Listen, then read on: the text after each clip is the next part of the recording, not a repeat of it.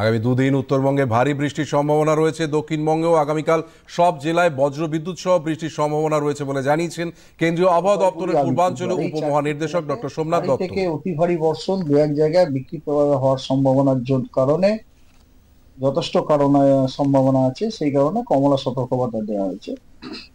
আর কোচবিহারে ভারী বৃষ্টির সম্ভাবনা রয়েছে। সমুদ্রপৃষ্ঠ থেকে 5.8 কিলোমিটার উপরে, হ্যাঁ, আপার এয়ারে একটা চক্রবাত ঘূর্ণাবর্ত রয়েছে।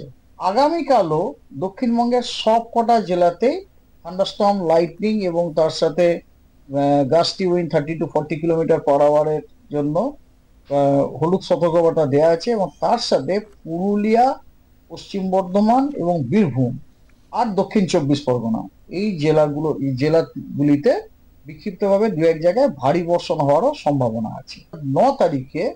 9 তারিখেও দক্ষিণবঙ্গের অনেক জেলাতে হলুদ সতর্কবার্তা দেওয়া হয়েছে, ওই থান্ডারস্টর্ম, লাইটনিং এবং গাস্টি উইন্ড 30 থেকে 40 কিলোমিটার প্রতি ঘন্টার জন্য। তবে কি সব কটা জেলাতে নয়, ঝাড়গ্রামের জন্য কোনো সতর্কবার্তা নেই, বীরভূমের জন্য নেই, হাওড়া, হুগলি, কলকাতার জন্য নেই, উত্তর 24 পরগনার জন্য নেই, পূর্ব মেদিনীপুরের জন্য নেই।